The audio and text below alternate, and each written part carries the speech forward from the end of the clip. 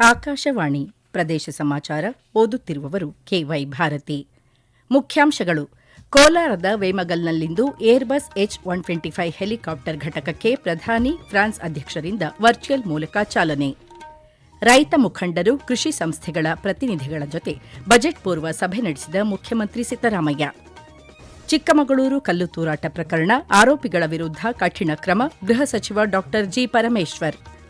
ಬೆಂಗಳೂರಿನ ನಾಯಂಡಹಳ್ಳಿಯಲ್ಲಿ ನೂತನ ರಸ್ತೆ ಮೇಲ್ಸೇತುವೆ ಲೋಕಾರ್ಪಣೆಗೊಳಿಸಿದ ಕೇಂದ್ರ ಸಚಿವ ವಿ. ಸೋಮಣ್ಣ.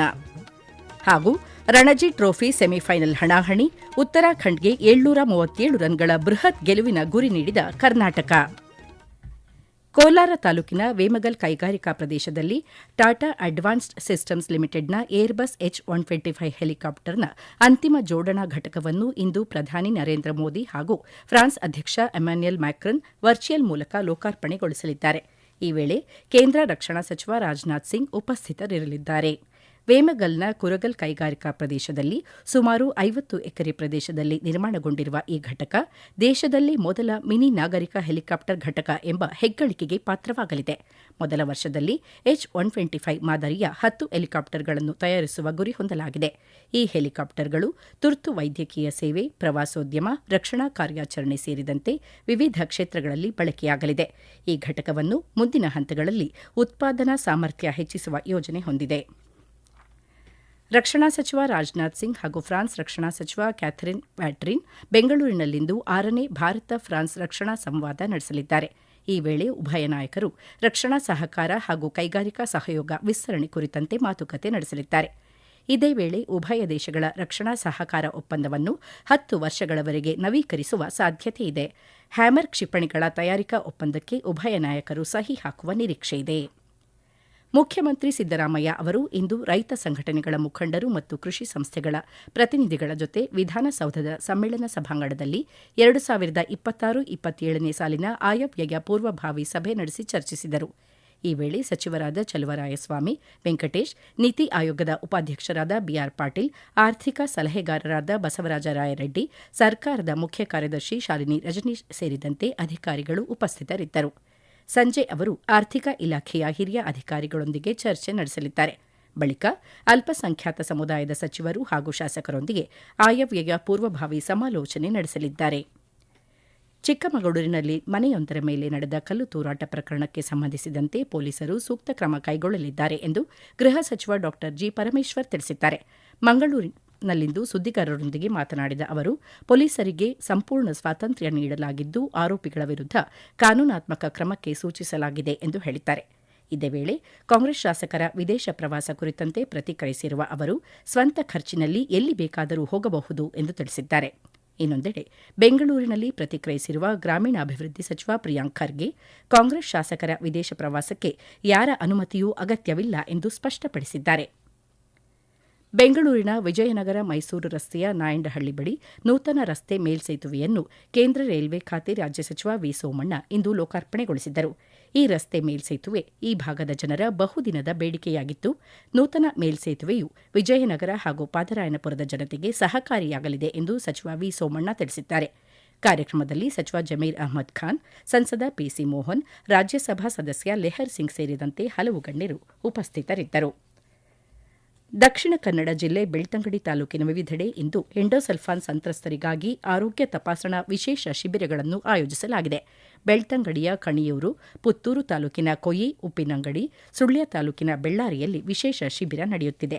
ನಾಳೆ ಬೆಳ್ತಂಗಡಿ ತಾಲೂಕಿನ ಕೊಕ್ಕಡ ಹಾಗೂ ಇದೇ 21ರಂದು ಪುತ್ತೂರು ತಾಲೂಕಿನ ಪಾಣಾಜೆ ಆರೋಗ್ಯ ಕೇಂದ್ರಗಳಲ್ಲಿ ಶಿಬಿರ ಏರ್ಪಡಿಸಲಾಗಿದೆ. ಈ ಶಿಬಿರದ ಸದುಪಯೋಗವನ್ನು ಎಂಡೋಸಲ್ಫಾನ್ ಸಂತ್ರಸ್ತರು ಪಡೆದುಕೊಳ್ಳುವಂತೆ ಜಿಲ್ಲಾ ಆರೋಗ್ಯ ಮತ್ತು ಕುಟುಂಬ ಕಲ್ಯಾಣ ಅಧಿಕಾರಿಗಳು ಪ್ರಕಟಣೆಯಲ್ಲಿ ತಿಳಿಸಿದ್ದಾರೆ.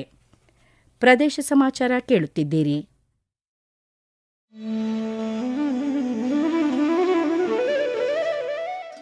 ನಿಮಗೆ ವರದಿಗಾರಿಕೆಯ ಕೌಶಲ್ಯವಿದೆಯೇ? ನೀವು ಸುದ್ದಿಯ ವಾಸನೆ ಗ್ರಹಿಸಬಲ್ಲಿರಾ? ಹಾಗಿದ್ದರೆ ಆಕಾಶವಾಣಿಯ ಪ್ರಾದೇಶಿಕ ಸುದ್ದಿ ವಿಭಾಗಕ್ಕೆ ಸೇರಿಕೊಳ್ಳುವ ಅವಕಾಶ ಇಲ್ಲಿದೆ. ಆಕಾಶವಾಣಿ ರಾಯಚೂರು ಮತ್ತು ಚಿತ್ರದುರ್ಗ ಜಿಲ್ಲೆಗಳ ಅರೆಕಾಲಿಕ ವರದಿಗಾರರ ಹುದ್ದೆಗಳ ಆಯ್ಕೆಗಾಗಿ ಅರ್ಜಿಗಳನ್ನು ಆಹ್ವಾನಿಸಿದೆ. ಅರ್ಜಿ ಸಲ್ಲಿಸಲು ಫೆಬ್ರವರಿ 28, 2026 ಕೊನೆಯ ದಿನವಾಗಿದೆ.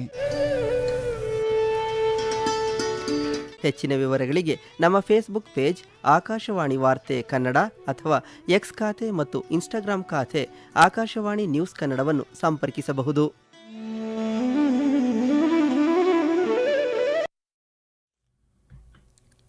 ಮುಖ್ಯಮಂತ್ರಿ ಸಿದ್ದರಾಮಯ್ಯ ಅವರು ಪರಿಶಿಷ್ಟ ಜಾತಿ ಮತ್ತು ಪರಿಶಿಷ್ಟ ಪಂಗಡಗಳ ನಿಧಿಯನ್ನು ಗ್ಯಾರಂಟಿ ಯೋಜನೆಗಳಿಗೆ ಬಳಸದಂತೆ ಬಿಜೆಪಿ ಸಲಹೆ ನೀಡಿದೆ. ಬೆಂಗಳೂರಿನಲ್ಲಿಂದು ಸುದ್ದಿಗಾರರೊಂದಿಗೆ ಮಾತನಾಡಿದ ಪ್ರತಿಪಕ್ಷ ನಾಯಕ ಆರ್ ಅಶೋಕ, ಈ ಬಾರಿಯ ಆಯವ್ಯಯದಲ್ಲಿ ಪರಿಶಿಷ್ಟರ ಹಣವನ್ನು ಗ್ಯಾರಂಟಿ ಯೋಜನೆಗಳಿಗೆ ಬಳಸುವುದಿಲ್ಲ ಎಂಬುದಾಗಿ ಸ್ಪಷ್ಟಪಡಿಸಲಿ ಎಂದು ಸವಾಲು ಹಾಕಿದ್ದಾರೆ. ಇದೇ ವೇಳೆ ರಾಜ್ಯ ಆರ್ಥಿಕ ಸ್ಥಿತಿಯ ಕುರಿತು ಶ್ವೇತಪತ್ರ ಬಿಡುಗಡೆ ಮಾಡುವಂತೆ ಆಗ್ರಹಿಸಿದ್ದಾರೆ. ಪರಿಶಿಷ್ಟರ ಹಣವನ್ನು ಇತರೆ ಯೋಜನೆಗಳಿಗೆ ಬಳಸಿಕೊಳ್ಳುತ್ತಿರುವ ಸರ್ಕಾರ ಸಾಮಾಜಿಕ ನ್ಯಾಯ ನೀಡಲು ಸಾಧ್ಯವಿಲ್ಲ ಎಂದು ಅವರು ಅಭಿಪ್ರಾಯಪಟ್ಟಿದ್ದಾರೆ. ಫ್ರೆಂಚ್ ಬಹುರಾಷ್ಟ್ರೀಯ ಏರೋಸ್ಪೇಸ್ ಮತ್ತು ರಕ್ಷಣಾ ತಂತ್ರಜ್ಞಾನ ನಾಯಕನಾಗಿರುವ ಥೇಲ್ಸ್ 7 ದಶಕಗಳಿಗೂ ಹೆಚ್ಚು ಸಮಯದಿಂದ ಭಾರತದ ವಿಶ್ವಾಸಾರ್ಹ ಪಾಲುದಾರನಾಗಿದೆ ಎಂದು ಐಟಿ ಬಿಟಿ ಸಚಿವ ಪ್ರಿಯಾಂಕ್ ಖರ್ಗೆ ತಿಳಿಸಿದ್ದಾರೆ. ಬೆಂಗಳೂರಿನಲ್ಲಿಂದು ಥೇಲ್ಸ್ ಗ್ರೂಪ್ ಕಂಪನಿಯ ಎಂಜಿನಿಯರಿಂಗ್ ಸಾಮರ್ಥ್ಯ ಕೇಂದ್ರದಲ್ಲಿ ಥೇಲ್ಸ್ ಸಂಶೋಧನೆ ಮತ್ತು ತಂತ್ರಜ್ಞಾನ ಪ್ರಯೋಗಾಲಯ ಉದ್ಘಾಟಿಸಿ ಮಾತನಾಡಿದ ಅವರು, ಇದು ಭಾರತದಲ್ಲಿ ಥೇಲ್ಸ್ ಗ್ರೂಪ್ನ ಬೆಳೆಯುತ್ತಿರುವ ಸಂಶೋಧನೆ ಮತ್ತು ಅಭಿವೃದ್ಧಿ ಹೆಜ್ಜೆಯ ಹೆಗ್ಗುರುತಾಗಿದೆ ಎಂದು ಹೇಳಿದ್ದಾರೆ. ಈ ಹೊಸ ಸಂಶೋಧನಾ ಕೇಂದ್ರವು ಮಾನವ ಕೇಂದ್ರಿತ ಕೃತಕ ಬುದ್ಧಿಮತ್ತೆ, ಕ್ವಾಂಟಮ್ ಕಂಪ್ಯೂಟಿಂಗ್, ಎಡ್ಜ್ ಕಂಪ್ಯೂಟಿಂಗ್, ಭವಿಷ್ಯದ ಸಂಪರ್ಕ ಹಾಗೂ ಮುಕ್ತ ನಾವೀನ್ಯತೆ ಮುಂತಾದ ಅತ್ಯಾಧುನಿಕ ಕ್ಷೇತ್ರಗಳ ಮೇಲೆ ಕೇಂದ್ರೀಕರಿಸುತ್ತದೆ ಎಂದು ಅಭಿಪ್ರಾಯಪಟ್ಟಿದ್ದಾರೆ. ರಾಜ್ಯದಲ್ಲಿ ಕಾಂಗ್ರೆಸ್ ಸರ್ಕಾರ ಇರುವವರೆಗೂ ಗ್ಯಾರಂಟಿ ಯೋಜನೆಗಳು ಮುಂದುವರಿಯಲಿವೆ ಎಂದು ಯಾದಗಿರಿ ಜಿಲ್ಲಾ ಉಸ್ತುವಾರಿ ಸಚಿವ ಶರಣಬಸಪ್ಪ ದರ್ಶನಾಪುರ ಹೇಳಿದ್ದಾರೆ.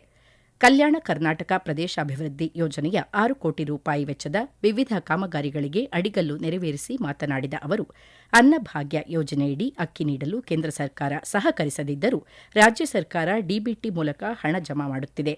ಸದ್ಯದಲ್ಲೇ ಅಕ್ಕಿಯ ಬದಲಾಗಿ ಬೇಳೆ, ಸಕ್ಕರೆ, ಉಪ್ಪು ಹಾಗೂ ಎಣ್ಣೆ ಒಳಗೊಂಡ ಇಂದಿರಾ ಕಿಟ್ ನೀಡುವ ಬಗ್ಗೆ ಸಚಿವ ಸಂಪುಟದಲ್ಲಿ ಚರ್ಚೆ ನಡೆದಿದ್ದು ಶೀಘ್ರವೇ ಜಾರಿಗೆ ಬರಲಿದೆ ಎಂದು ತಿಳಿಸಿದ್ದಾರೆ.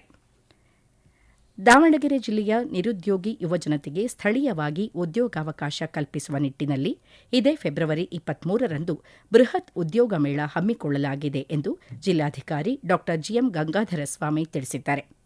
ಈಗಾಗಲೇ 45ಕ್ಕೂ ಹೆಚ್ಚು ಕಂಪನಿಗಳು ನೋಂದಾಯಿಸಿಕೊಂಡಿದ್ದು ಒಟ್ಟು 60ಕ್ಕೂ ಹೆಚ್ಚು ಕಂಪನಿಗಳು ಭಾಗವಹಿಸುವ ಸಾಧ್ಯತೆ ಇದೆ.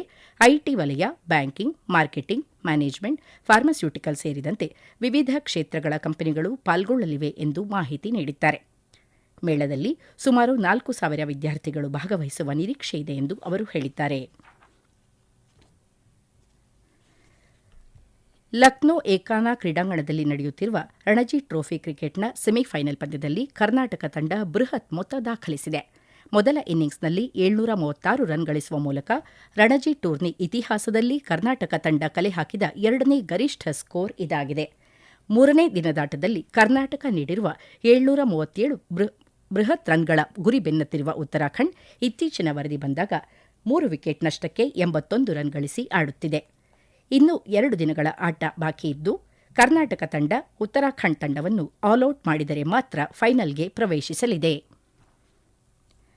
ಈಗ ಕೊನೆಯಲ್ಲಿ ಮತ್ತೊಮ್ಮೆ ಮುಖ್ಯಾಂಶಗಳು. ಕೋಲಾರದ ವೇಮಗಲ್ನಲ್ಲಿಂದು ಏರ್ಬಸ್ H-125 ಹೆಲಿಕಾಪ್ಟರ್ ಘಟಕಕ್ಕೆ ಪ್ರಧಾನಿ ಫ್ರಾನ್ಸ್ ಅಧ್ಯಕ್ಷರಿಂದ ವರ್ಚುವಲ್ ಮೂಲಕ ಚಾಲನೆ. ರೈತ ಮುಖಂಡರು, ಕೃಷಿ ಸಂಸ್ಥೆಗಳ ಪ್ರತಿನಿಧಿಗಳ ಜೊತೆ ಬಜೆಟ್ ಪೂರ್ವ ಸಭೆ ನಡೆಸಿದ ಮುಖ್ಯಮಂತ್ರಿ ಸಿದ್ದರಾಮಯ್ಯ. ಚಿಕ್ಕಮಗಳೂರು ಕಲ್ಲು ತೂರಾಟ ಪ್ರಕರಣ, ಆರೋಪಿಗಳ ವಿರುದ್ಧ ಕಠಿಣ ಕ್ರಮ, ಗೃಹ ಸಚಿವ ಡಾ ಜಿ ಪರಮೇಶ್ವರ್. ಬೆಂಗಳೂರಿನ ನಾಯಂಡಹಳ್ಳಿಯಲ್ಲಿ ನೂತನ ರಸ್ತೆ ಮೇಲ್ಸೇತುವೆ ಲೋಕಾರ್ಪಣೆಗೊಳಿಸಿದ ಕೇಂದ್ರ ಸಚಿವ ವಿ ಸೋಮಣ್ಣ. ಹಾಗೂ ರಣಜಿ ಟ್ರೋಫಿ ಸೆಮಿಫೈನಲ್ ಹಣಾಹಣಿ, ಉತ್ತರಾಖಂಡ್ಗೆ 737 ರನ್ಗಳ ಬೃಹತ್ ಗೆಲುವಿನ ಗುರಿ ನೀಡಿದ ಕರ್ನಾಟಕ. ಇಲ್ಲಿಗೆ ಪ್ರದೇಶ ಸಮಾಚಾರ ಮುಗಿಯಿತು. ನಮ್ಮ ಮುಂದಿನ ವಾರ್ತಾ ಪ್ರಸಾರ ಸಂಜೆ 6:40ಕ್ಕೆ.